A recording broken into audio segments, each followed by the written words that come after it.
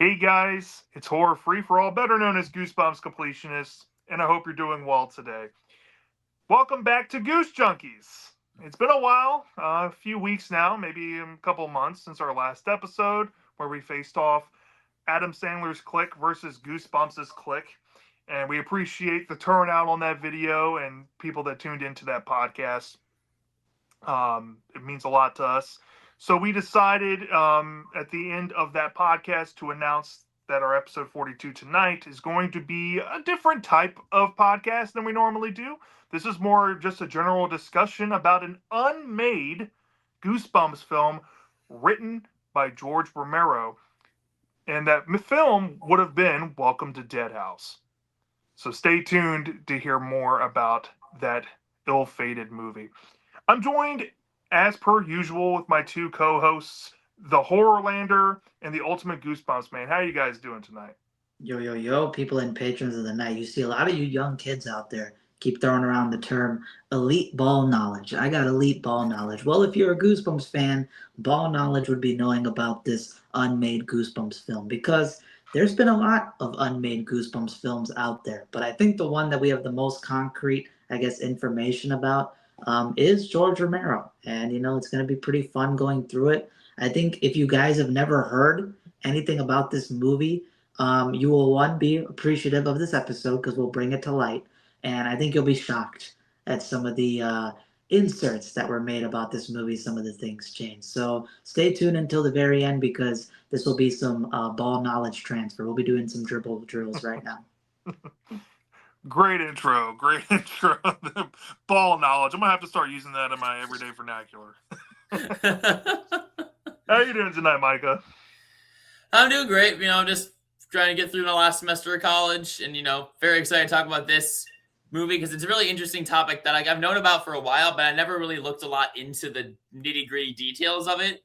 So it was really interesting to kind of read through what the synopsis was and what George Romero's idea was for it, and just kind of comparing and contrasting it to what the book / original 90s episode is, especially because I love that book and I love that episode. So it's really interesting to kind of compare it.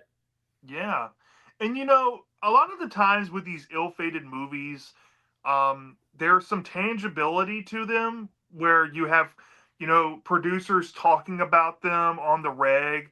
Like, for example, A.L. Katz, who used to work on the Tales from the Crypt show, has gone on numerous podcasts and has talking about a ill-fated Tales from the Crypt Presents movie that he really wanted to get made called Dead Easy that never happened because he was forced to make Bordello of Blood. And, there's some ill-fated movies here and there that have come to light where we at least know generally what stories would have been in them, like the Unmade Tales from the Dark Side 2 movie, or there's actual full-on scripts out there that they just put out because I guess the script got bought or sold back to them and they're never going to get it made or whatnot, or maybe it's the original script. What makes this movie different, y'all, and this is important to know before you go any further into this podcast, is that we actually did not read the script. And here's why. The only existing script of this movie is at the University of Pittsburgh archive. Now, the archive has a massive collection of George Romero scripts, memorabilia, ephemera, and stuff, because George Romero, in his lifetime, came from Pittsburgh, Pennsylvania. So they house all of his work.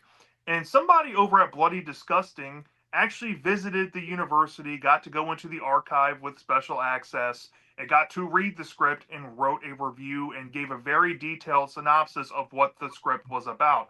So we actually read the review of the guy who got to read the script. So know that before going forward. So this is all secondhand information, not firsthand information from our own eyes. So if there are discrepancies and somehow you know the original script, there's why. Okay? So now there's some weird history I guess we can talk about before we go into the plot overview. So this movie came about actually from George Romero's own interest. Believe it or not, once upon a time in the 90s, when George Romero had some young kids, he would read his kids some Goosebumps stories. And supposedly, as the story goes, he wrote a letter straight to R.L. Stine asking if he can make a movie about Welcome to Dead House, because he read the book to his kids and he loved it. And he thought of a great idea to do a zombie movie, since he is the king of zombie movies, if not the godfather in the person who birthed every zombie trope that you know, for kids. And supposedly they exchanged okays, and he went through and wrote a script, but the movie never happened and fell through. Now, the only details that we know about the movie is that it would 100% would have been made under the Fox Family banner of films. It would have gone to that line.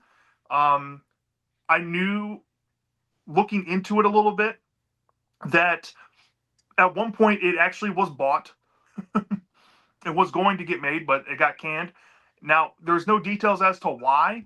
If I had to guess, it's that Goosebumps downslope that happened in 96 and 97. Sales start dropping, there's pivoting going on across the board for the franchise, and maybe Fox kind of got cold feet and didn't want to go through with gambling on Goosebumps since it was on a downward trend.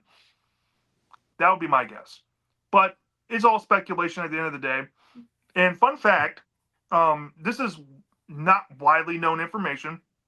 I actually just stumbled across this one time where Devin Sawa was doing an interview at a Comic Con.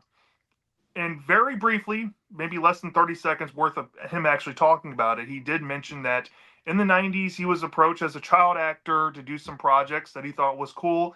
And he brought up a Welcome to Dead House script. Now, I don't know what character he would have played.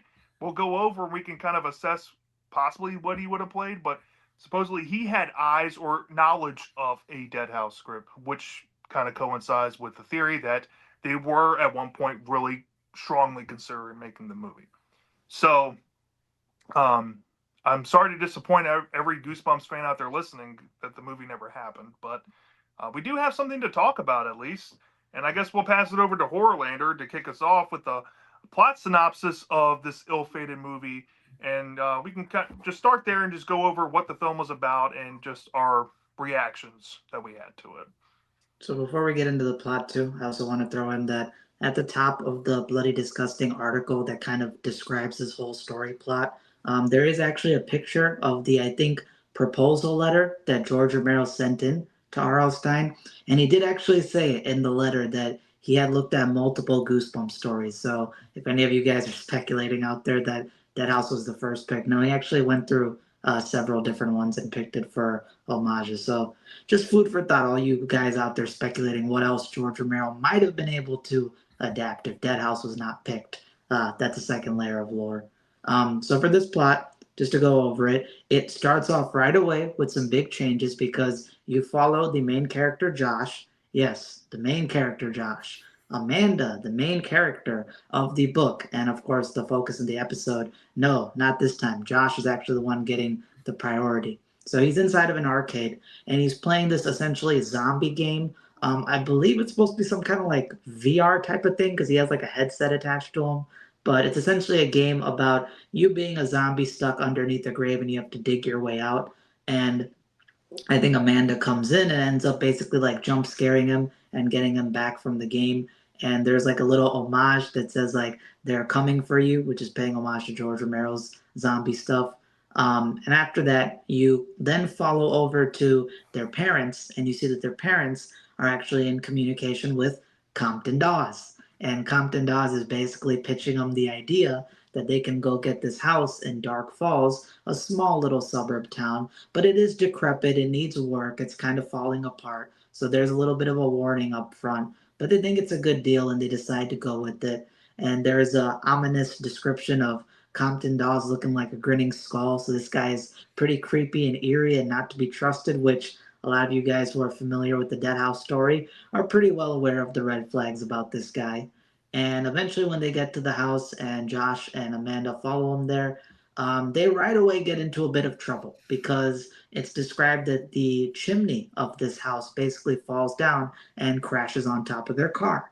And Compton Dawes basically organizes the broken up car to get towed away, but now they're effectively stranded. They have no real way to get out of the town, especially because I think the population is only 70 people. So they have to start getting acquainted with their neighbors and residents pretty quickly. Um, and as Josh and Amanda are looking at the house, there are some weird things that happen. Josh describes that one of the windows of the house apparently winks at him. And when they get inside and see this decrepit building, there's wallpapers that have like human ears all over it. So this house is pretty strange and pretty weird. So right away, Josh and Amanda don't really want to stay in there too long and they start exploring the neighborhood, and it's described that as they're walking around, they encounter some people. They see a birthday party going on in a park where a clown's head falls off, and it turns out to be a fake out twist, just like a Goosebumps chapter. The guy's head did not actually come off, it's a party trick. And their dog, Petey, who you turn out to be this very untrained, kind of problematic dog, starts causing them some trouble.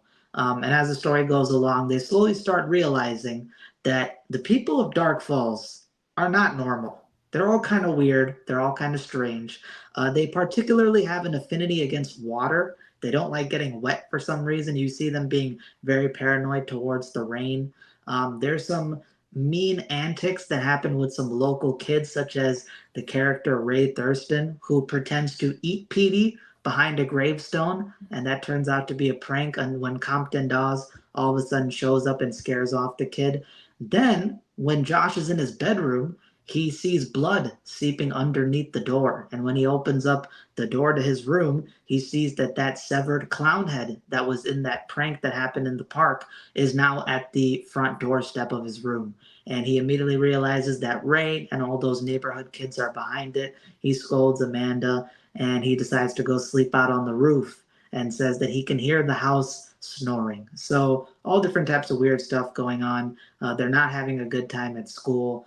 And quickly they realize that this entire Dark Falls place may have some strange origins because there are tunnels underneath the town that apparently have a purpose. You find out later on when the townsfolk are revealed to be dead that they are allergic to water. They're not able to get into contact with water. If they do, they will start melting apart and decaying, and you get some quite descriptive body horror and gore scenes described throughout the movie of that. So they find out that the house that they moved into is actually belonged to a previous kind of owner of the town. I guess you can call it the mayor, original figure. I think his name is DeVries. And apparently, when he passed away, he had haunted the house. He kind of took possession of the house in like a monster house kind of format. And he effectively acts as a leech, a parasite. He drains away the life force and the sort of emotions of all the different townsfolk who were originally all residents of this house throughout the generations in turn for immortality. So they end up kind of being like puppets, like slaves to him for eternal life. And they go underneath the tunnels of this town to avoid the rain and water. And quickly it's up to Josh, the main character, to figure out how he can get his family out of this crazy ass town and effectively at the same time defeat these villains. And it may or may not involve one of their key weaknesses and a lot of property destruction, as you will find out later with the script. And it ends on a kind of strange note. It's almost like a kumbaya ish kind of note, despite all the crazy stuff that happens. But that's effectively the plot. Again, we did not have the official script, so a lot of this kind of seems all over the place. And again, we're reading the textual equivalent of what a movie was going to be. If you actually watch the movie, it would be more coherent and smooth flowing. But overall, as many of you may be able to piece together, this movie is not at all like the book. It is very much different. It's very much George Romero's own take on Welcome to Dead House. You have the social commentary that he does on capitalism, on the idea that this main kind of figure is draining off the life force and emotions of all of his people of the town while giving them sort of a material benefit, which is immortal life. You can also compare that to, if you guys are familiar with the Wild West, the Wild West used to have what was known as mining towns. Mining towns were owned by mining corporations, so they used to get a lot of money and traffic, but all of those people were effectively owned by the corporation. So that's kind of what's going on here with DeVries. Sunlight is not the weakness as it was in the book. Water is the weakness. Water effectively treats these zombies like paper mache or, kind of clay. They'll start melting, they'll start falling apart. Josh is the main character, and the whole idea that there's like an underground tunnel system and all these different things, and the fact that it's not really, in the Dead House book, it was more so like the kids were kind of creepy. It's not necessarily that the kids were like necessarily malicious towards the kids, although in the episode you kind of got that more. No, here the kids and the folks are kind of malicious towards the family. They're pulling pranks on them. They're making them feel uncomfortable. They're trying to take them down. And there's even, the idea that Dawes is kind of working for DeVries as a tangible sort of leader. So that's effectively the plot. That's effectively the changes. Overall, I would say just the general thoughts. It's kind of fun. There's a lot of fun scenes that I think we'll get to later, but it is kind of all over the place. There are some random, unexplained mechanics and some details that we can get into.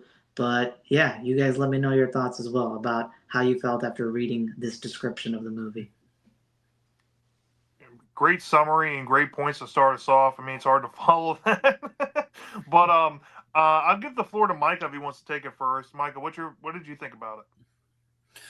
I think it's a very mixed bag, personally. Like, I think there are some ideas that are really interesting, like the idea of the house almost being like the force of evil instead of the town necessarily. Well, the town's a part of it, but the house being like this possessed, like, building that like saps the life out of the people who live inside of it is actually a really unique and interesting idea, and kind of makes the title "Welcome to Dead House" make more sense than it does in the book plot, since the house itself doesn't have much to do in the plot in the book. But I think that, yeah, I think that idea is really interesting.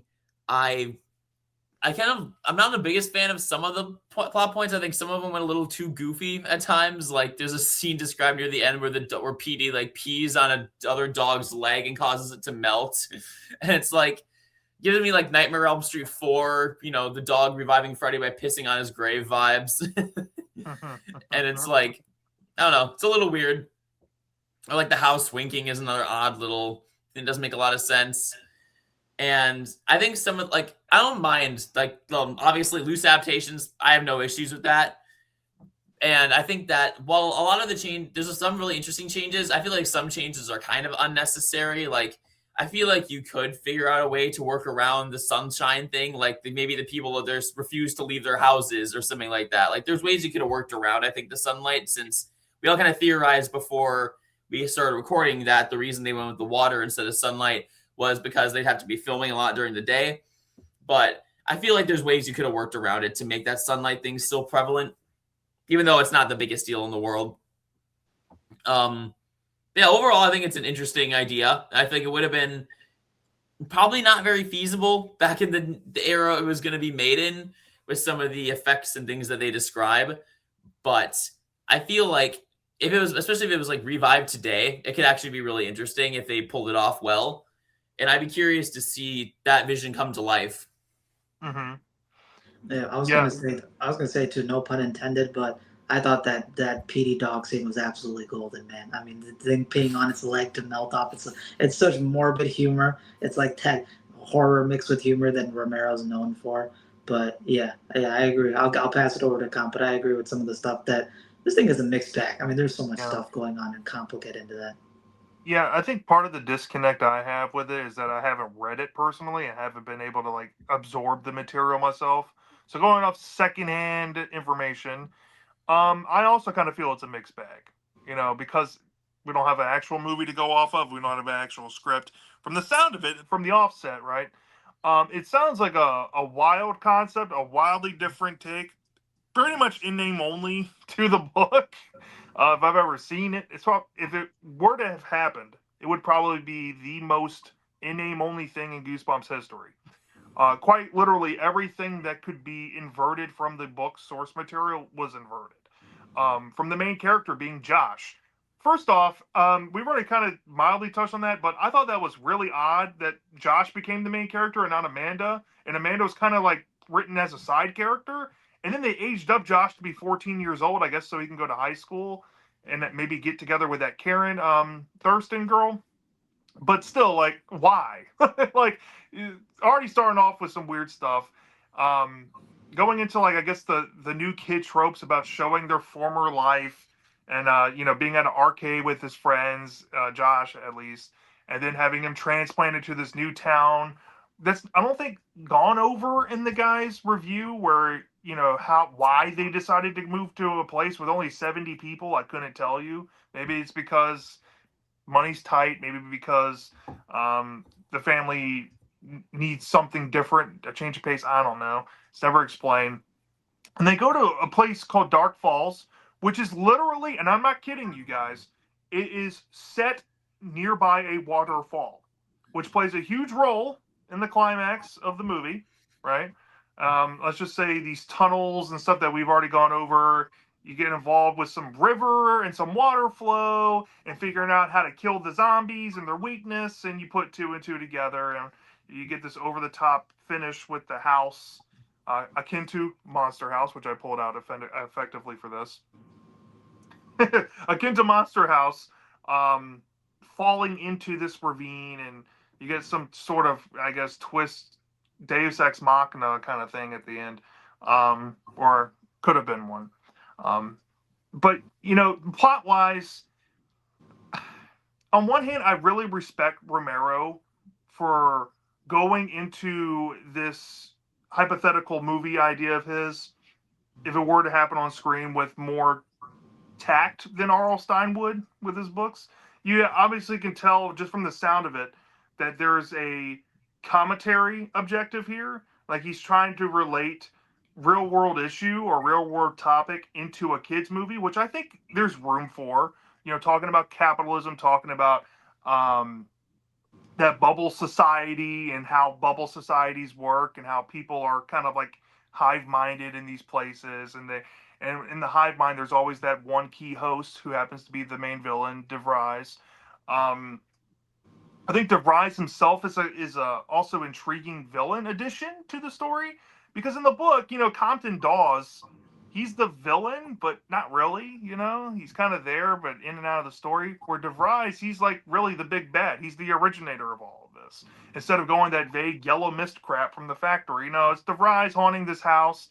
He focuses the idea to the house, like Micah said, and it's a very interesting idea how the house sucks your life force and it turns you into an immortal zombie.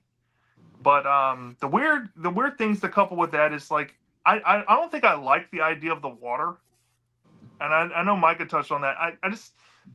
I can kind of see the appeal from a filmmaking standpoint, because if you're filming during the day, unless you're like in some place that has like little to no sunlight, maybe like northern Washington or something like that, maybe Montana, where it's heavily wooded. There's a lot of cloud coverage from rain coming in. It really makes no sense for the rain other than for practicality of filming. It feels like he made that change to help himself out and not the plot. Um, well, the caveat to that is you got the river and the waterfall stuff, but even then, like, you can have that without having the whole like rain element to it. Be like, oh, these tunnels keep them from the sunlight, but the water rushes them out into the sunlight, and that you can use the river flowing through the tunnels to wash them all out of the tunnels. Fruit for thought, but yeah, I don't know if that really fits in my head for something as a positive. And the other thing that really sticks out to me is the bizarre stuff that honestly I don't think would have aged well if it was made at the time. Mid '90s, mid to late '90s, CGI was coming through, right? And this would have been a Fox movie. So when I think about Fox theatrical movies, the first thing I think about of the time period is the Mighty Morphin Power Rangers movie and the CGI there. I'm assuming that this movie probably would have had around about the same budget as the Mighty Morphin Power Ranger movie, if you remove the fact that that movie had extensive recuts and reshoots. Um, I just I think about the CGI there. I think about the budget. I think some scenes would have looked, bad with that CGI technology they had. Specifically, the climax, the house imploding, or the scene where the house winks. I mean, the house probably would have been CGI'd completely in some shots, maybe even all the shots, which would have I don't know. I just don't think that would have been a good look. Not saying that this movie couldn't have pulled off the charm with the characters or maybe some solid acting. Who knows? Maybe Devon Sawa could have played the lead of Josh and gave a stellar performance to make you forget about its problems there. But outside of that, I think really, I guess the last negative I have with the script is that in the book, I think the book was more about um, the horror of being in an environment that you're unfamiliar of, and I don't really feel like that's the horror of this script. You know, you do have this element where one scene that sticks out to me that was pretty creepy was the school scene where where Josh discovers the tunnels under the school, and then like finding out that this tunnel system exists and how it's mind racking him, like where's this shit coming from, right? That's one thing, but in terms of like the kids being creepy, you don't get that vibe. They're all just a bunch of jokesters, like Shiv said. The villain DeVries, when he is on screen, he's kind of playing that, like I don't know how Danny DeVito would play a villain in a movie. He's kind of like you just whatever. He could be creepy when he wants to, but don't really get that vibe. And then of course Compton Dawes, he's in and out of the story like the book, so you don't really have much horror. You just have more adventure. You have more exploration than the book did, which is a negative that I just think the book wins out over heavily. So yeah, it's a mixed bag. I couldn't tell you what the finished product would have looked like, but I have a guess, and that's my guess. But yeah, that's where I'm at with it. If anybody else wants to add anything to that, feel free.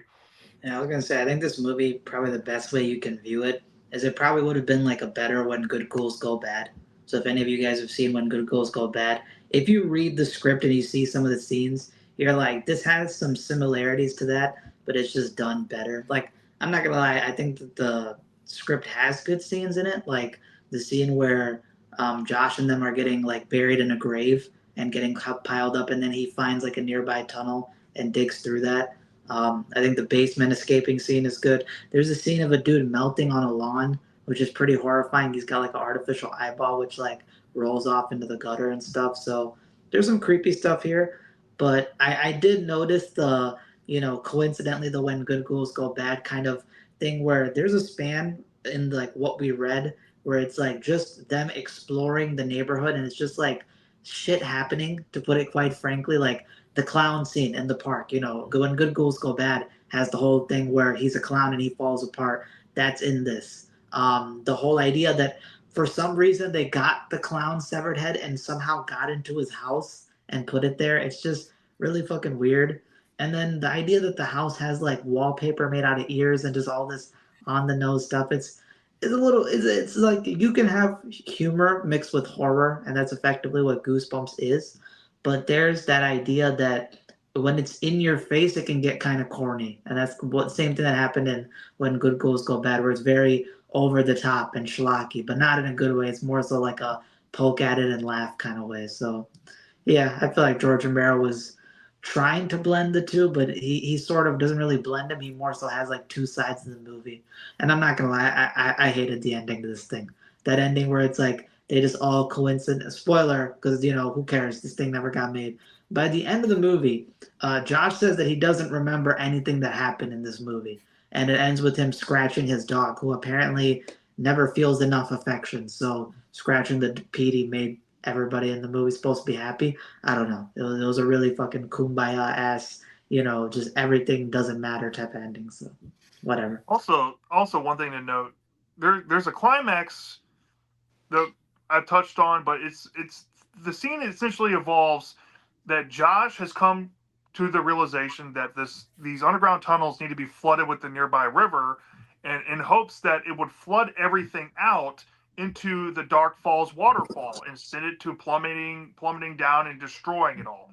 So they come up with this. He comes up with this idea to get the water flowing, and then of course some denizens come into the mix, and there's this whole thing where the house literally collapses into the tunnel below it and gets washed out over the waterfall.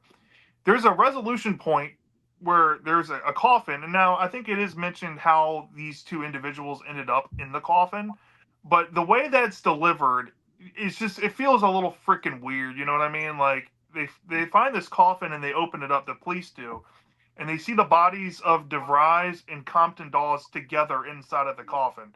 And if you, I'm just trying to think how that would execute like on screen. Was that supposed to be like a joke, or is that supposed to be like something scary? You know what I mean? I couldn't tell you because the context is missing. But it's just stuff like that. That's just like why? There's why also why a can't you put a plot. twist in there? I I was don't gonna know. say too. There's a plot point in the movie that I caught it when I was reading it, and I was like, "There's no fucking way," because this plot point opens up like an entire can of worms as to the like recontextualizing the story. So obviously, from the original book and the episode, Dark Falls, there was the accident with the gas. So all the original citizens of Dark Falls got turned into these zombie vampire kind of things. It's mentioned in this, and I'm going to say script. It's not a script, but it's a description of a script. I'm shortening it. In the story, it said that everybody who lives in this town, so all 77 people, used to be residents of that house, the DeVries house. It says that all the people who are currently at this town, 70 of them, used to be residents at the DeVry house. How the hell has this scheme gone over with all these different families back to back and no one said thing? It's one thing for an entire town to be in on it. What were the original families who moved in? Like, did they not notice that the entire town is empty, that nobody's here? It's damn near abandoned. How are all these 70 people somehow been lured back to back to back to back to back to back to back by DeVries? And now all of a sudden, Josh is the one who magically figured out how to, break the cycle. That opens up like a real big can of worms that I didn't really jive with that. I was like, how are all these guys repeatedly getting stuck in this house and the original families just didn't notice this is a ghost town? To add to that, I mentioned earlier, like there's lack of context of why the parents are moving there. If I had to guess, it had something to do with the whole capitalism allegory with DeVries kind of taking advantage of the people and abusing them for the sake of building the conglomerate, which is his power. Essentially, he probably would reach out. He probably started out with like Compton Dawes. If they would have gone into the story a bit more in the movie, probably started off with him. He's a real estate agent looking for cheap property to buy up. He's the first victim, and then he recruits. Now that he's a part of the power, he recruits families that are in need of a cheaper, renovation home. They can move, get a fresh start, whatever, afford a home, and then one by one they build this community up from literally just by recruiting families that don't know any better. And they're being invited and they become part of the conglomerate. That's what I'm assuming he would have done with good faith, but there's no context, so I couldn't tell you. Yeah. Also, You know, if we go off what the script says that all these people are residents of the town, what happened to the original residents when DeVries died? That's also not explained. Like, what happened to the original folks? There was a lot of, and it makes me think. I have a sneaking suspicion that if we actually did get our hands on the script, there are probably some context details that the person in Bloody Disgusting left out because they're trying to give like a general Sparks Note summary of kind of what the plot is. I feel like some of those context clues might be in the actual script that was made. So I don't know. yeah. Yeah, and like the thing is as well is like I've noticed like the whole house collapsing in on itself at the end. To me, it kind of feels a little bit like he was ripping off the end of Poltergeist, because Yeah. the same thing happens in the end of that movie. So like I don't know, like I don't know. In a lot of ways, it feels like there's a lot of very common tropes and kind of unoriginal ideas that were kind of put into this movie, which I know Goosebumps does kind of have that a lot, but like I don't know. It feels like a lot of it is kind of just like ripping off plot points of other movies.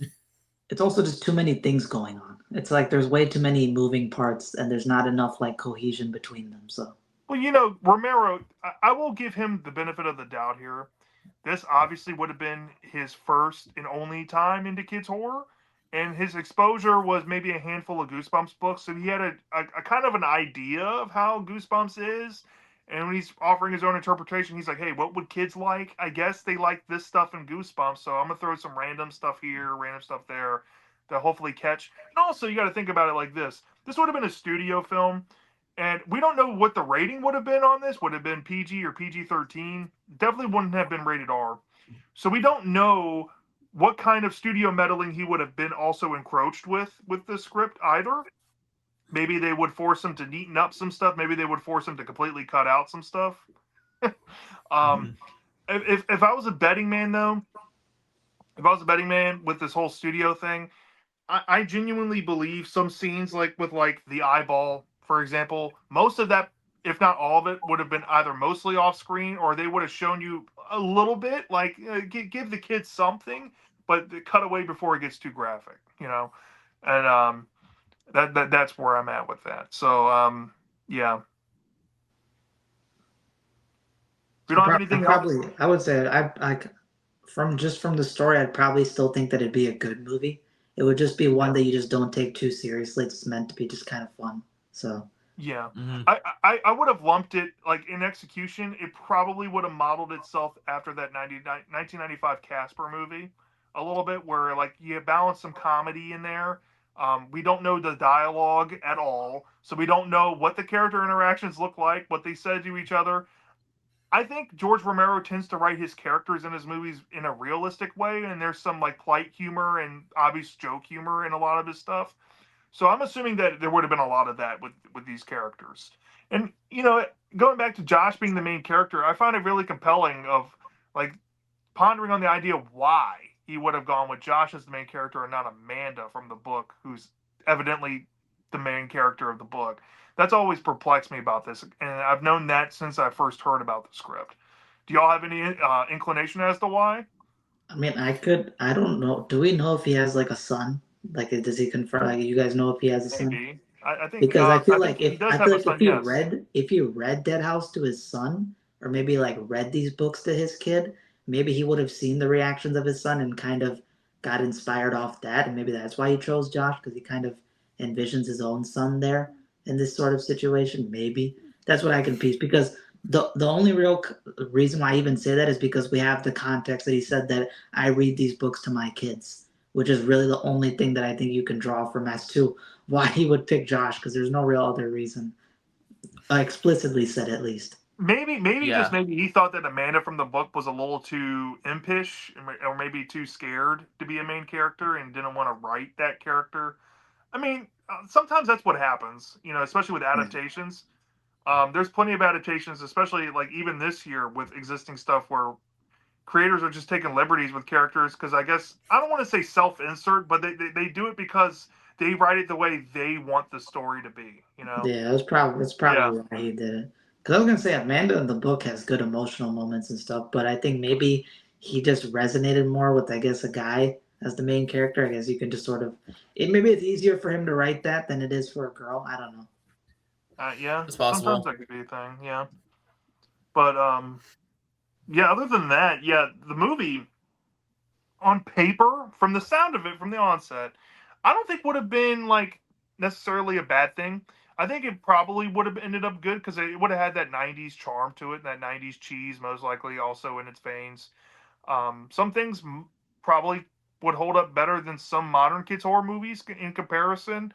Maybe not the effects. That's probably the biggest question mark I have with a lot of these big, you know, swinging for the fences, over the top stuff going on in the, especially in the back half of the movie. I'm like, would they really have the budget for that? You know, Yeah. how much money were they really working with? We don't know. I was gonna say too. I think that's the biggest thing is like the budget. It just wouldn't age well. I think if it got made, which you brought up before, because in terms of the plot, even though the plot has issues, I'm not gonna lie. You know me and Comp love the Tales from the Crypt Presents movies.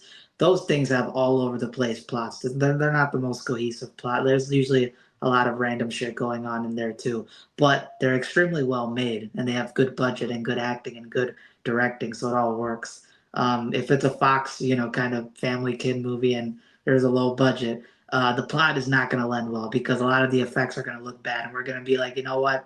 We're probably more tempted to shit on this thing than kind of praise it.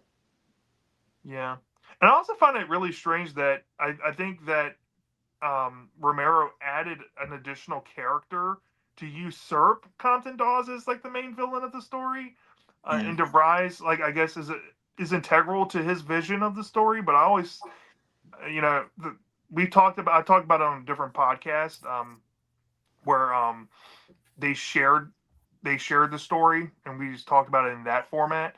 But here, you know, going over in just a discussion, right? DeVries being an addition to the story, I think is my biggest like what if, like how would this character come across? Would we have gotten like a goat tier kids horror villain out of this? Because who would have known? Maybe the performance could have been like Billy Zane from Demon Knight level, or Oh my god, it'd be amazing. something, something crazy. It just depends on who they casted. I I want think it to would be find out. performance because like Yeah, honestly, I don't know if you guys picked up. Did you get like any context as to like why DeVries is the like we know what he did, but we don't really know why he did what he did or what's his like absolute motivation behind it. So it's like maybe Comp is right that it would be like really heavy on who they cast as the performer to kind of just execute it, you know? yeah. I mean, maybe the person who wrote the review didn't write down everything for That context, that's what I think as and well. that's what you and because he literally went from one point like, oh, DeVries gets introduced as a character and then mentions the backstory of him. I'm like, okay, well, where did this crap come from? you know, like Yeah, it felt random, but maybe the script isn't random. You know what I mean? yeah. It's just him retelling it. So yeah, Moral of uh, the story: Goosejunkies is going to the University of Pittsburgh, and we will grab this script and read it for I ourselves. would love to read it one day. I Oh would yeah, absolutely. I would pay money to read it if I could. oh yeah, Yeah. Goose Junkies So road trip. yeah. Let's do a Goosejunkies road trip. We'll go to University of Pittsburgh. yeah, let's get a van, like the van from the TV show. Which brings me to how do y'all think this movie would have compared to the Goosebumps book or the classic '90s episode? Like, do you think like just given the information you were given that on paper does it hold a candle to the book or the episode, or is it a fair fight? Probably. Here's what I'll say. I don't think it holds a candle to the book or episode, but I think, and this might be a hot take. Some people are going to be like, "What? What's he saying?" I think the movie would have still been better than your average Goosebumps episode you got from the original '90s show. I think it still would have been better than the average, pretty much like more than half or 60% of the episodes from the show, or even 70%. It just would not compete against like pretty much all the TV specials. I don't think this thing would compete against a lot of the TV specials and beloved episodes of the original '90s show. But it would still be entertaining. And I'm not gonna lie, the book, yeah, the book clears, but the book Mhm. just clears this thing. So And I think we all kind of touched on this before we hopped on. Like the reason why the book resonates so with millions of people, it's like one of the most popular Goosebumps books of all time. I mean, I've been working on a community poll for years, just gathering it in, and Dead House has been on the top five for so long. I mean, like it's easily one of the most relevant Goosebumps books, and I think it's because it captures the horror of being in a new environment that you're not familiar with, and these creepy kids and these creepy people, trying to insert themselves into your livelihood that you're not used to. And once you get more breadcrumbs about this invasive, I guess, contagion coming after you and literally trying to end your life as you know it, that's what makes that book resonate. And that's why it sticks out in Goosebumps for being probably the darkest book, given that it's the first book. And Stein has gone over many years saying that he thinks he went a little too far with that book, which is fine. I mean, it's your first one. You're trying to experiment around what works for you and maybe what works for the series to be a long lasting series. Um, but that's why that book is special. The episode is commonly considered one of the better, if not like top five adaptations from the TV show. Given that it does have a little bit of a weird kink in its chain with the whole wreath thing and the magic charm, but some people even say till this day, and I'm part of this. I think the climax in the episode is better than the book, personally. I think the whole house invasion is just absolutely iconic. And the construction worker edition, he should have been in the book because he was freaking awesome. All right, Scott Wickware, if you're out there watching, great job there. Uh, but yeah, I mean, there's some fantastic stuff in that episode, but I think that episode it captures the tone of the book perfectly. Like out of all the locations they picked, maybe outside of Fever Swamp, they could not have picked a better place to look more decrepit than what they picked Dark Falls for. It looks so believable given the budget they had and everything. Um, it's one of those things that it's hard to follow up an iconic book and an iconic loved episode, and then you're readapting in a brand new, basically in name only take on the story. I mean, it's almost like an impossible task. So, You got to think about it too. They're like they're not just even adapting like an iconic book; they're adapting an anomaly, which is like really tough because we kind of touched on it before we started the podcast. But a lot of people, the two most popular books in Goosebumps, well, I'll say outside of Night Living Dummy because that's obviously up there. But The Haunted Mask and Welcome to Dead House are pretty much anomalies in all of Goosebumps because Haunted Mask you don't get that type of character study, emotional stuff in pretty much any other book, and Dead House has no humor in it. It is just straight up horror, dark, sinister, intense throughout the entire thing, which is why Stein says it goes too far. So he's taking something which is an anomaly, and that too it's popular. So it's a bit of a high mountain to climb up there.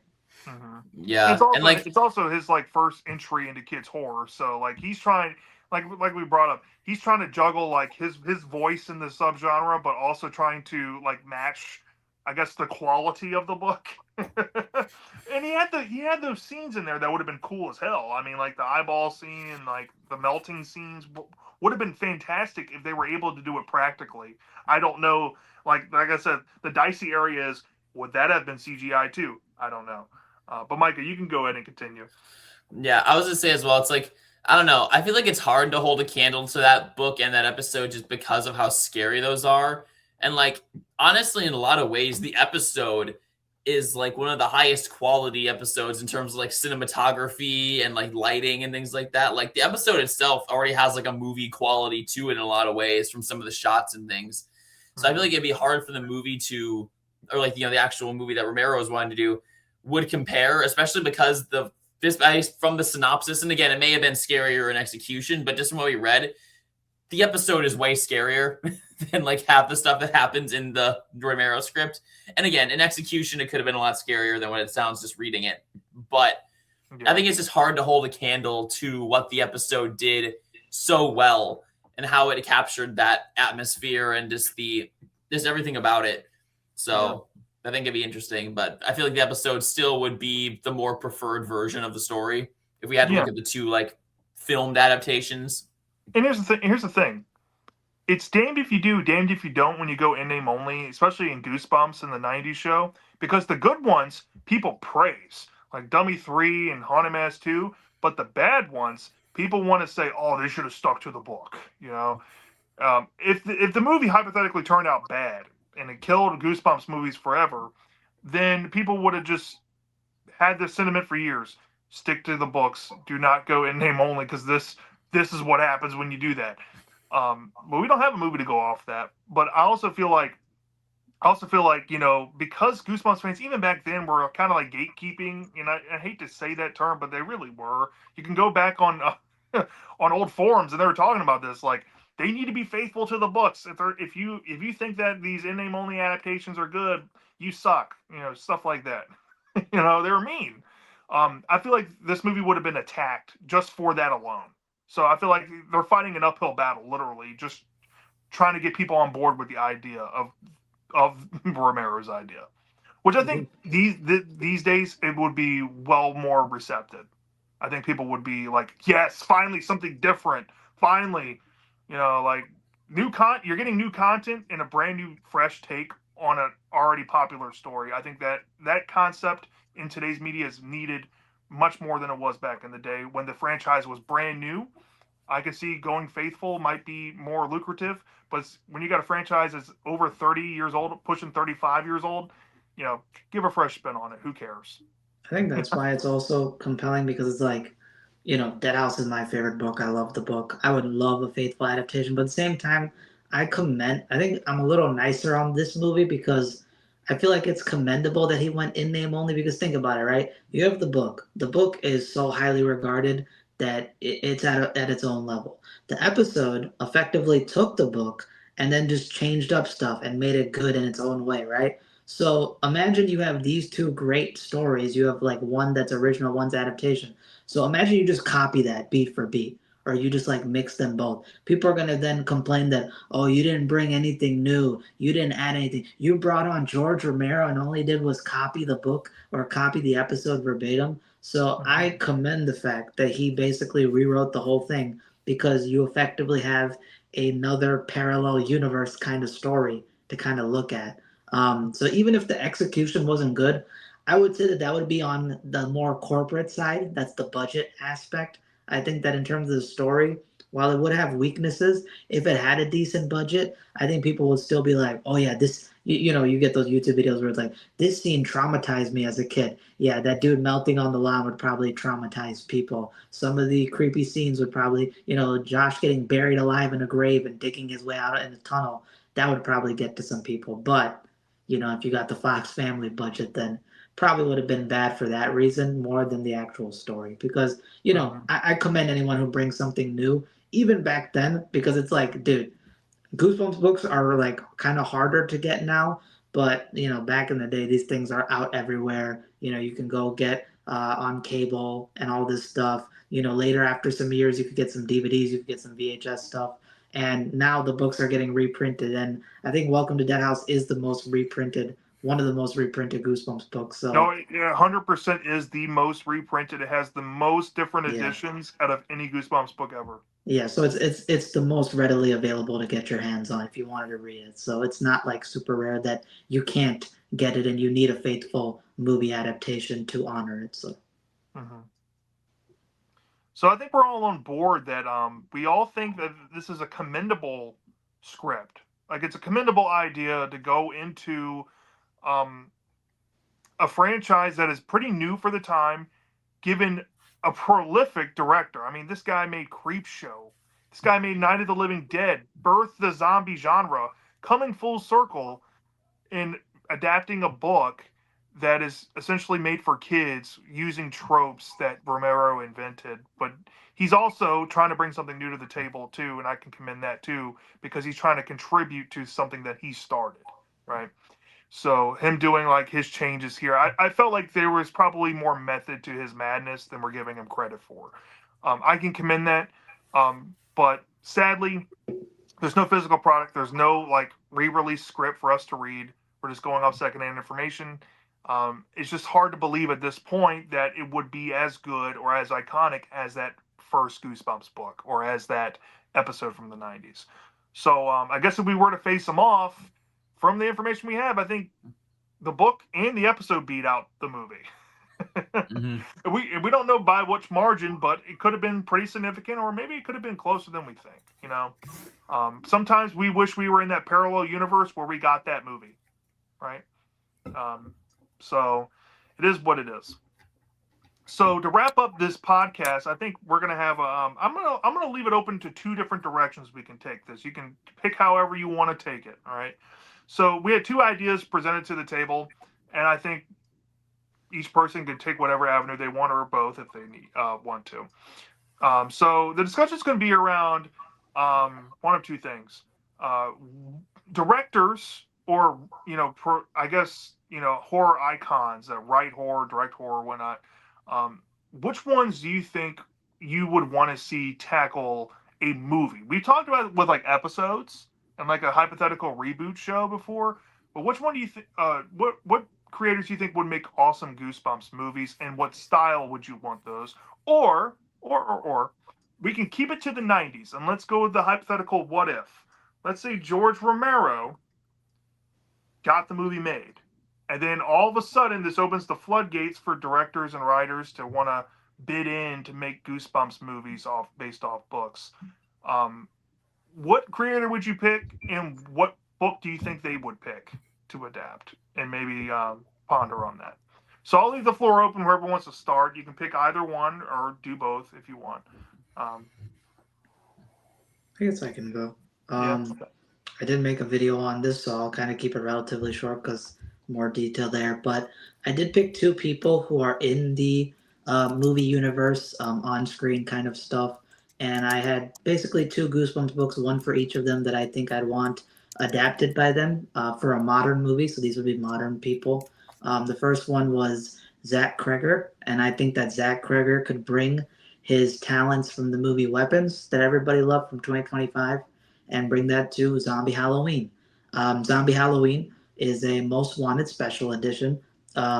This one was basically kind of like a spiritual successor to Dead House. So funny that I bring it up now because it has to deal with zombies and it's a little more forward with the undead and body horror. And matter of fact, we talked about George Romero's script that has tunnels. Zombie Halloween has tunnels that lead under a graveyard to the house. And there's an aspect to the book where essentially the local news station in front of the protagonist is talking about that there have been people walking around at the suburbs at night, like teenagers, high schoolers, even some parents and stuff, and they've gotten attacked by zombies. They've seen zombies. And that leads the main characters to kind of start doing their own investigation, kind of create like a zombie patrol to kind of look at and see if there's any like real logic behind this because Halloween is coming up. So they're like, is this a prank? Is this a stunt? Is this like something for like an upcoming movie? Because there's a huge zombie craze in the book. There's like a Walking Dead spoof. So they're like, are they doing promotion for the movie? Kind of like when the Pennywise It movie was coming out and there was like killer clowns in everyone's neighborhood. Everyone's like, oh, this is kind of weird timing. So I think that Zach Kreger could do the whole like multiple POVs in the town where let's say you follow some high schoolers, you get to see their zombie encounter, maybe you see some parents, maybe you see the local like stay off my lawn kind of guy and what he's getting into, and then all of these kind of povs are connected and you lead back to the main characters and what happens with them on the climax of Halloween night. So it'd pretty much be like Weapons but for kids, with zombie Halloween, and I think that Zach Greger could do a great job with that. And the other one that I picked was Greg Nicotero doing The Werewolf in the Living Room because Werewolf in the Living Room is a book that not a lot of people love, but I did find it to be great. And I think that he can correct some of the stuff in it in terms of like pacing and subtext because there's an idea in The Werewolf in the Living Room about the dad being obsessed with fame after the wife dies. The main character's mother. He's trying to find some purpose, and he decides that hunting werewolves and getting them on screen can get him some attraction, some money, some fame. And he keeps seeing the bright and shiny things about that. But his son the whole time is like, you don't realize the danger. You don't realize that you're risking my life. You're risking your reputation because his dad is the sheriff of the town. So people are going to think of him as like a crazy loony, even if he may be correct about everything. So Greg Nicotero has written teleplays and directed Creepshow episodes. I think he can bring that Creepshow flair over to the Werewolf in the Living Room, and he's got a huge portfolio in terms of prosthetics and makeups and all that. So I feel like you could get some good werewolf designs and costumes and makeup with the right budget if you were to adapt this. So those would be my picks. Great picks, man. Werewolf in the Living Room has a massive scope to it. And I've always thought that if you were to like I guess fix Werewolf in the Living Room, putting it on like a big two-parter would easily like be able to flesh it out on screen because you get that extra dimension of the visual and the production on it. I think that would be pretty fruitful for any creator to want to hop on because you have untapped potential that you can fill in the blanks for because of like how sandwiched the book is. You can easily build on both arcs and do something really great there. And Zombie Halloween, I love that idea of deconstructing the narrative, making multiple characters on Halloween. Fantastic picks, man.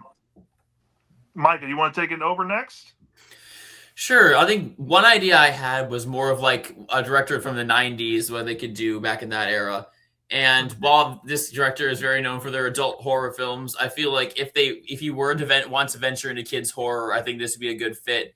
And that's David Cronenberg doing Stay Out of the Basement. Because Cronenberg, obviously big body horror director.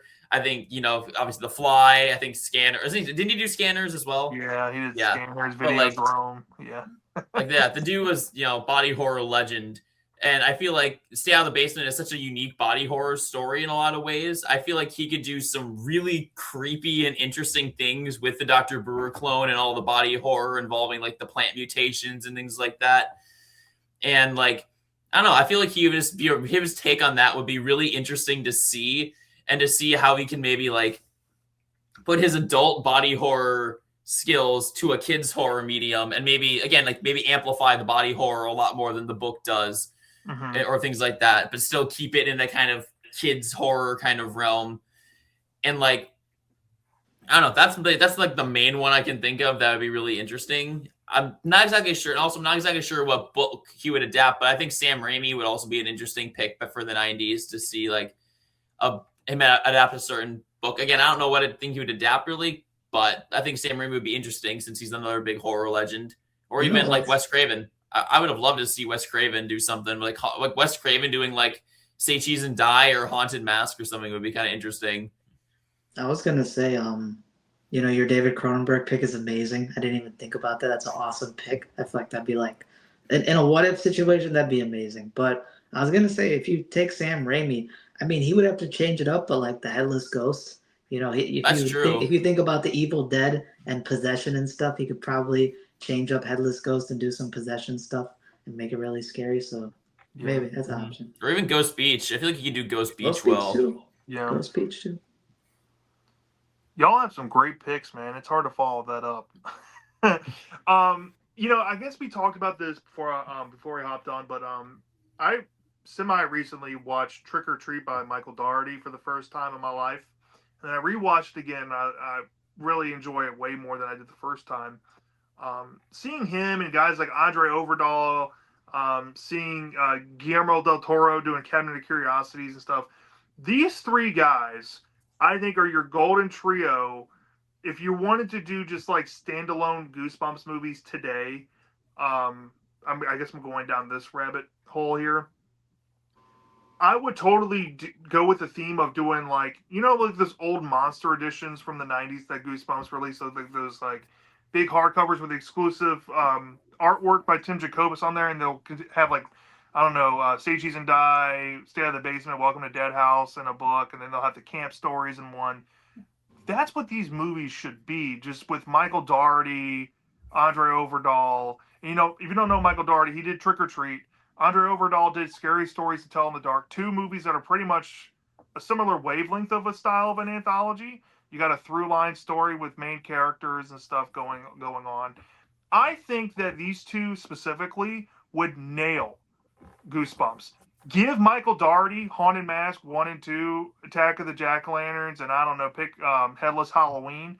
Dude, that movie would be phenomenal in that wraparound. And if he did like the 2 hour mark, oh my gosh. I just see iconography right there written all over it. And then you have Andre Overdahl. Maybe you can give him like the classics. You can give him like Welcome to Dead House, Stay Out of the Basement, and Say Cheese and Die or something, and let him roll with it and see what he will bring to the table. Because those three stories out of the first four books are considered classics, right? Bona fide Goosebumps classics. Go something like that. And I think you'd be fine there. Guillermo del Toro, he would do great with like house centered stories. So you give him some like haunted house stuff, give him some ghost stuff to work with. I think he would knock that out of the park. The more sentimental stuff, maybe like Ghost Next Door. I don't know. Pick another ghost story from the original '62 and another one, and you're good to go. Maybe not Barking Ghost, but just let him roll with that and go a little dark and emotional with it. And I think these three guys would just knock it out of the park. I mean, for me, I can't believe I'm saying this, even though I do think anthology works best as a TV show most of the time. These days, I think that all of them just need to go into movies. If you want to do anthology or maybe go standalone, like do like I don't know, Goosebumps Presents and do your own movie, I don't care at this point. But I think they just need to go into films because I think films these days get the most traction, and TV shows people watch them. But the thing where I think Goosebumps would fail as a TV show these days is the streaming element and how to release the show. You need to build hype, and I just don't think modern audiences care for the hype anymore, like people back in the day had to wait for. You don't have that necessity anymore, right? Everything's more convenient for the customer these days. So movies, I think, are your best bet, and going that direction. I think you want to capitalize on the floor you do have, right? So if you're not picking stories that are actually worthy of a film, segment it. Go anthology. We say this all the time. Don't be afraid to go anthology out there, film producers. I mean, like, what's it gonna hurt? That's just my perspective on it. I just think Goosebumps needs to try that. I think Are You Afraid of the Dark needs to try that with the wraparound segment with the Midnight Society. Uh, list goes on. They all just need to if try it once. If it doesn't work, then scrap it. Don't come back to it. But ain't over till the fat lady sings, as the saying goes. The good thing about movies too is that, like, let's say if you have an anthology TV show and there's like 10 episodes or 10 segments, if you have a movie with 4 or 5 segments in it, you can effectively double the budget of each segment. So instead of doing it Mm-hmm. separated, you can have higher quality control with the movie. I was gonna say, because you mentioned that I was, you guys brought up the '90s.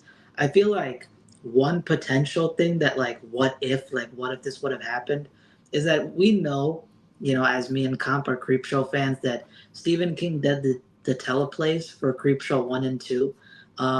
What if there was like a Goosebumps anthology movie and he did like a teleplay for that? Because people have always said like, oh, R.L. Stein is called the Stephen King for kids, but it was highly doubtful that Stephen King was ever going to do something like kids horror book wise or like contribute.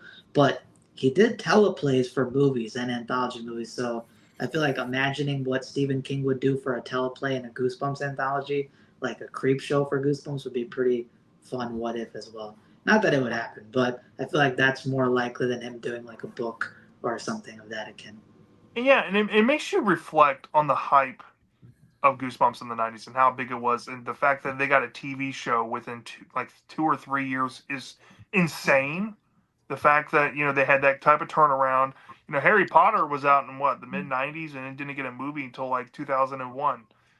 So you look at it from this point of view. Or was it 1999 when Sorcerer's Stone came out? I forget what year that movie came out, I but thought it it had was to be around that point. 2001. 2001. Okay, so I think yeah, so. so you know, Harry Potter took its time, but Goosebumps was hitting the ground running with the TV show. Hindsight's 2020, and I love the '90s show. I love it. I still think they should have done it, but I also think like Tales from the Crypt entertained at one point, especially when the hype was like at the peak in like '93, '94 after seasons 3 and 4 to go into movies. Because if you have a hit show on your hand after season 1 and your books are selling millions and millions and millions of copies, selling out, selling out, selling out, going into printing, printing, printing, get a movie out. What are you doing? You're wasting your time. You're wasting everybody else's time. You're wasting your assets into a show. Um, basically, for at the time, I could see the show perspective was lucrative because you got a new network of Fox Kids. It's extremely '90s. It's one of the only live action shows on the network. It's based on a popular IP that every kid knows, right? And you get ads and you get to do promotions and sweepstakes and stuff and make additional money there and sell merchandise, blah blah blah. But putting the franchise into movies would have immortalized the franchise way earlier in pop culture than what it already was, and that's probably the biggest mistake they did in the '90s was not getting a movie made. Also, for all you Mm-hmm. Curly stands out there, even though he's never done a single thing in his whole career, you would have had Curly as like a kid-friendly crypt keeper in basically these type of movies. Could have had Cal Dodd voice, which is something Comp brought up before our call, and Mm-hmm. also think about, I think a lot of you guys, for your elite ball knowledge, may be aware that the crypt keeper presented the haunted mask in a promo, so there was even that little bit of connection there. Yeah, and it begs the question. Like, I guess we can end off here. If if you can go back in time and let's say in the tabloids you see Greg I don't know, maybe Greg Nicotero at the time, who was doing a lot of horror movies in the '90s. He was doing more effects work than writing and stuff. But you see Greg Nicotero and George Romero and all these folks that pretty much have been affiliated for a long time talking about Goosebumps. How would you go about pitching it to these guys? Like, yo, y'all need to get the ball rolling right here, 1995, 1996. Go to R.L. Stein, go to Scholastic, and get this movie made. How would y'all approach like what you would have wanted to see in the '90s if a movie came out, if it wasn't going to be George Romero's Dead House? Hmm. I mean, I would probably go with like the Tales from the Crypt Presents idea where, and this is just like an idea because obviously like for example, the novellas, right? The novellas that we got that are basically Goosebump stories, but they are not officially Goosebump stories, and they came after that whole lawsuit fiasco and everything was turmoiling. I think if let's say Stein had the ideas for those stories, which I think were in his head by around that time, like Zombie Town, Creatures from Beyond, you could do like Goosebumps presents Zombie Town, Goosebumps presents The Creatures from Beyond, Goosebumps presents The 13th Warning and stuff like that, where you basically could take certain ideas that Stein was still like cooking up in his head and kind of thinking like, okay, I want to make this into a book eventually, and they'll just be like, hey, would you mind if we like take that future idea that you're kind of planning and make it into a movie right now? And he'll be like, sure, if you want to take it off my hands and make it into a movie, go ahead. And they're like, hey, can we call it Goosebumps Presents? He'll be like, yeah, I mean, I'm the one who came up with it, so it was going to become a Goosebumps story either way later. You probably could have had a lot of like those Series 2000 books that we knew were like planned that never came out. Maybe some of those ideas that he was cooking up, Incredible Shrinking, whatever, all of that could have ended up being like, hey, let's make a movie out of it. Yeah, and the scholastic fallout, taking that into account, if that were to happen, I'm kind of right there with you, dude. I do think that the standalone movie approach probably would have been more lucrative for Goosebumps because one movie per VHS Goosebumps sales were insane in the 90s. There was a crap ton made, crap ton sold. I read somewhere that they were still selling Haunted Mask VHSs in like Malaysia by 2004. So that tells you. but, like them going that route, I think they would have killed it. Or maybe they could have done a very rare form of anthology movie, but they did exist, and there were the duology, where you had just two stories sandwiched in one movie. They could have gone that route. I would have loved to see them try to tackle just creating new content for films, and it would have been really interesting to see like sister novelization material that they would have put out Or because it call also get me you more book sales. call me crazy. I'll throw another idea out there because I read the second book in the series, and to me, the way that it was presented felt like an anthology movie. You could have just scrapped triple header from books and made them into movies because it was already a short-lived series. You could have taken the triple header format and stories and thrown it into a movie instead. Yeah. Especially that elusive, we talk about that triple header three, which we know the cover of that never got made. You could have had three Goosebumps movies and they would have been the triple header books turned into films instead of a short-lived book series. hmm But yeah, I'm right there with you. Having original content made for the films in mind is what I would have done. Micah, what would you have done outside of like David Cronenberg adapting stuff and all those cool ideas you had? I actually think it would be kind of interesting is because obviously we know there were some books that weren't adapted into the 90s show because they were deemed as like unadaptable with the show's budget. So why not take some of those books that weren't adapted into the 90s show and make feature-length films with a bit of a bigger budget where you could actually pull off some of these stories like Camp Jelly Jam or like I don't even know what else would make good feature films, but like I guess if you wanted to capitalize on like especially if you got into like 1998 and stuff, capitalize off the Chucky craze and do like the first Living Dummy as a movie or something like that. You could do like I don't know. I feel like that would be an interesting route to give fans like the idea of like seeing books that they didn't get adapted into the show and see them adapted into a movie with a bigger budget and kind of a bigger scope or idea. You could have Slappy's Nightmare. That's a dumb idea. I did see a fan on Reddit one time brought up an idea of like if when the TV show ended in '98, they said that the film should have went into the IP should have went into films, and they should have just stuck to adapting Series 2000 movies in hopes to get book sales back up. Now that would have been interesting if that happened because if the books are on a downswing and Stein's relationship is going down the tubes with Scholastic, what more incentive would he have had if they pivoted into films for Series 2000? And Lord forbid, but it probably would have been people like Haim Saban picking up the license. Supposedly, he was really interested in getting Goosebumps' license, but that's probably what would have happened. But it would have been an interesting thing to see, like protocol, like folding and then shoving the IP into Haim Saban's hands, and him tackling Series 2000 books as movies and promoting them while the books are coming out. Like, I don't know how many movies he would have released a year, but that guy was turning out movies for about a 4 year span every year for different IPs. If he had Goosebumps to focus on, he probably would have turned them out alongside those. So I'm assuming he probably could have turned out maybe at least three. You know what's funny is that I think about Creature Teacher and I imagine it would have felt like that Shadow Zone movie. I feel like Creature Yeah. Teacher is definitely something as a kid you'd just imagine that whole setting and boarding school and everything being turned into a movie.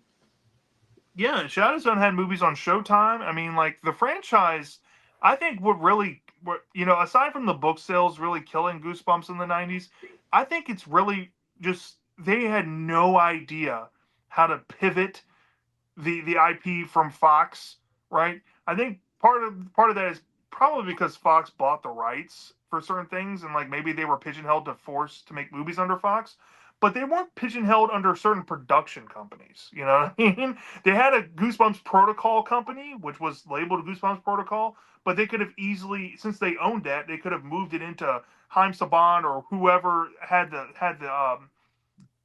ceiling for it to be like, okay, we'll take you guys in, we'll make you affiliates, and we'll pay the tab to get this stuff made for you. They never did that, and I've always wondered why, because they were still pushing books until 2000, so they were doing nothing with the IP for like 3 years before it just ended.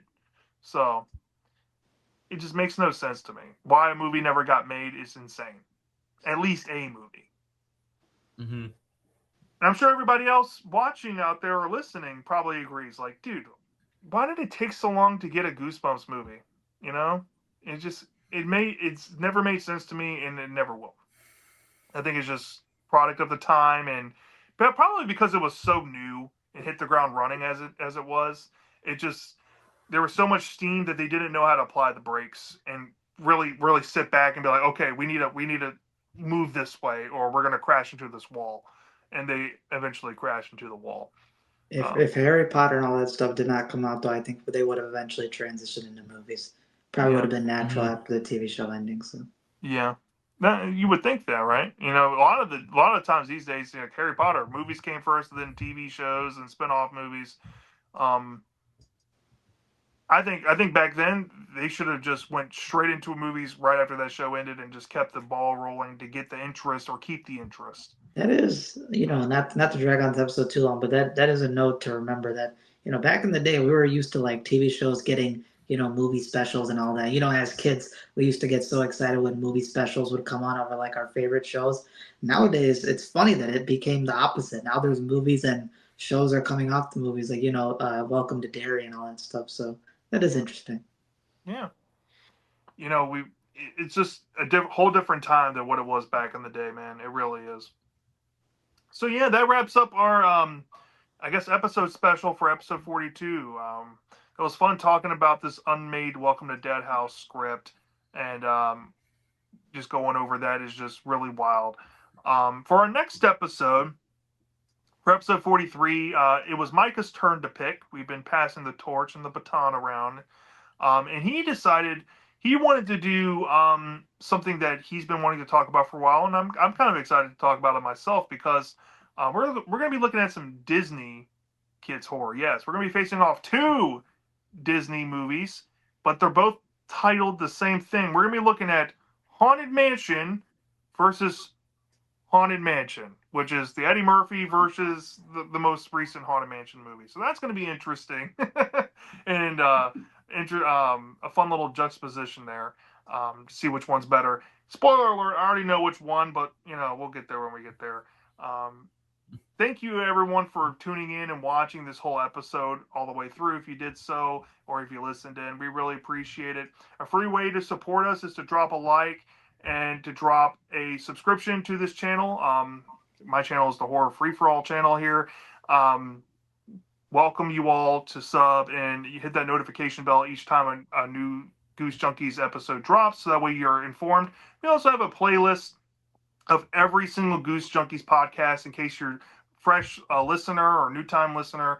You can catch up on all of our former podcasts that we have done. As always, I'm going to have the Ultimate Goosebumps Man and the Horrorlanders channel and contact information in the description and the comment section of this video. Please go show them some love. They're also going to be in the handle as co-authors to this video, so you can find their channels very easily. Go click on their channels and sub them up too. Give them some love and support. And if anybody else has any closing marks to go out on, If you move into a strange town, always avoid rainstorms. That's all I got. make sure you have flood insurance. All right. Make sure you explore underneath your house for any creepy tunnels. Yep. Take care, everyone. Have a good night. Deuces.